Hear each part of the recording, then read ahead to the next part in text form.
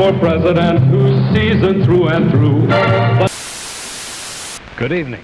The television and radio stations of the United States and their affiliated stations are proud to provide facilities for a discussion of issues in the current political campaign by the two major candidates for the presidency, the Republican candidate, Vice President Richard M. Nixon, and the Democratic candidate, Senator John F. Kennedy. The 1960 presidential debate was the first in American history to be aired on television. This gave the American people a chance to see the candidates as they answered questions about what their policies would be and why they should be elected. Although this was significant in exploring new ways to gain votes for candidates, it was not the first time television had been used by politicians. I for president, I for president, I for president, I for president. Prior to 1952, the only televised form of political advertising was the airing of long, half-hour speeches given by candidates. But during the presidential campaigns of 1952, Republican candidate Dwight D. Eisenhower and Democratic candidate Adlai Stevenson both utilized televised campaign ads for the first time to attract the attention of voters. Stevenson used his televised advertising time sparingly, initially relying more on the usual speeches. Thanks to television, I can talk to millions of people that I couldn't reach any other way. But I'm not going to let this spoil me. I'm not going to stop traveling in this campaign. On the other hand, Eisenhower hired Rosser Reeves, a Madison Avenue advertising executive, to create short TV spots that would air before popular television programs and be much less costly than the airing of long speeches. Eisenhower won the election, and the idea of televised ads appeared to have worked. When Eisenhower and Stevenson both ran again in 1956, the televised ads returned as well. Now is the time for all good Americans to come to the aid of their country. Ladies and gentlemen, the Vice President of the United States, Richard M. Nixon. I would like to talk to you for a moment about dollars and cents. When Kennedy and Nixon started campaigning, they both understood that these ads were helpful, as proven by the previous elections. Nixon, who was vice president under Eisenhower for both terms, had a series of ads stating his policies and what things he would improve. The other is to increase our national debt, and that means raising your prices, robbing you of your savings, cutting into the value of your insurance, hurting your pocketbook every day at the drugstore, the grocery store, the gas station. Is that what you want for America? I say no. Kennedy also had some like these, but he also utilized a lot of endorsements from celebrities, which boosted his popularity. Ladies and gentlemen, Henry Fonda. My name is Harry Belafonte. I'm an artist, and I'm not a politician. As president, John F. Kennedy will have the courage to meet the greatest challenge our country has ever faced. I'm voting for this senator. How about you?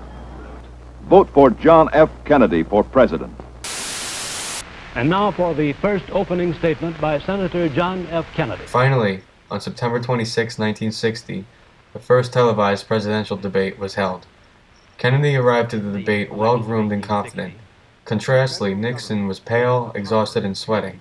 If you were, photogenic or telegenic, as they use the term, it definitely helped Kennedy and hurt Nixon a lot. Nixon looked nervous and sweaty, and it's carried through to today, actually, the way people present themselves. This stark visual contrast between the candidates definitely played a major role in the voters' minds. In an interview conducted via email, Professor James Thurber said that, according to those who tuned in to watch the debate on television, Kennedy won, while those who only heard the debate on the radio thought Nixon was the winner. Because Kennedy won the election by such a small percentage, one could easily point a finger to his successful use of televised appearances and the effects they had on the American psyche.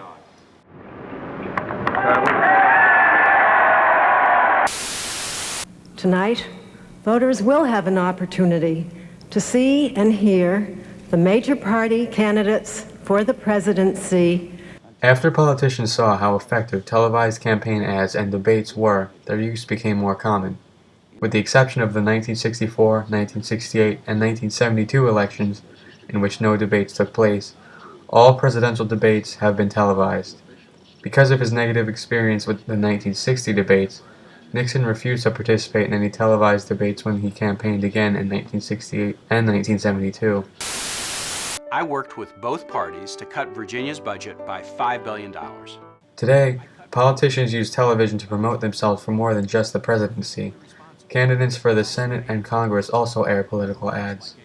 Even the news channels themselves may have become politically biased, often favoring one political party over the other. The media plays a huge role in politics. Depending on what news station you listen to, you kind of get a different take on what's really happening. Then it becomes the job of the viewer to decide what's the truth, what is being editorialized and all, whereas the news used to just, kind of present facts. Now it seems like the media almost editorializes everything. Presidential campaigns continue to use the methods of airing short ads and televising debates, but with some changes. In the last several elections, the percentage of ads slandering the competition as opposed to promoting the candidate behind the advertisement has greatly increased. Trying to scare people away from the other candidate has been a tactic of these ads since the beginning, but until recently it was not nearly as common as it is today. In addition, debates to determine each political party's presidential candidate are now televised. Another noticeable change in how candidates use television to promote themselves is their appearance on popular television programs such as Saturday Night Live and The Tonight Show. Congratulations, you're speaking to Donald Trump. In an essay he wrote before the 1960 debates, John F. Kennedy stated his fears of what television may do to politics.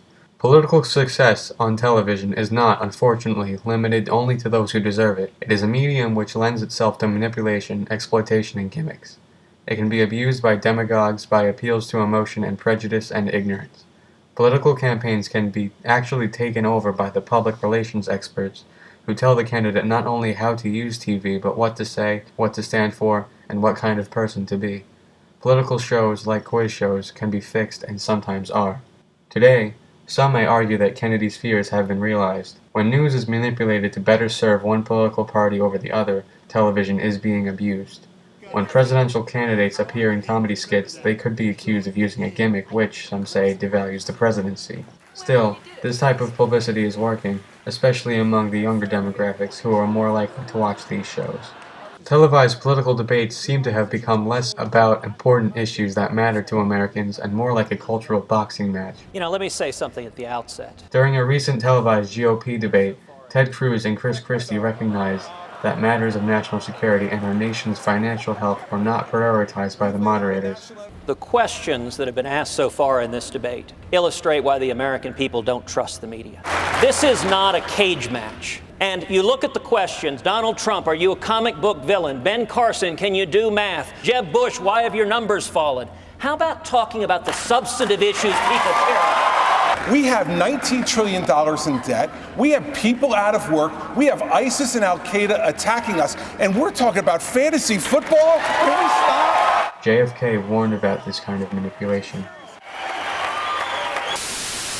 The exploration of the use of television as a political tool, which was catalyzed by the 1960 televised presidential debates, has been and continues to be historically significant to American politics. When the public felt more informed, connected, and trusting of a candidate, they were more likely to vote for that candidate. Once the success of utilizing television as a political tool was established, it became a permanent feature of the political process. Viewers now see the candidates, debate issues, and see them in advertisements or endorsements. The number of voters increased over the years as a result of sharing information with the public by televising more political material. Many claim that the presidential elections have become more superficial, focusing too much on the candidate's appearance and trivial issues instead of what they stand for and what they can do for our country. Television has made it possible for any political candidate to project the ideal image they feel is required to win an election. American voters must do their research to make sure the candidate they select is truly who they say they are. Thank you very much, gentlemen. This hour has gone by all too quickly. Thank you very much for permitting us to present the next President of the United States on this unique program. Like a man who answers straight, a man who's always fair. We'll measure him against the others, and when you compare, you cast your vote for Kennedy, and the change that's overdue. So it's up to you.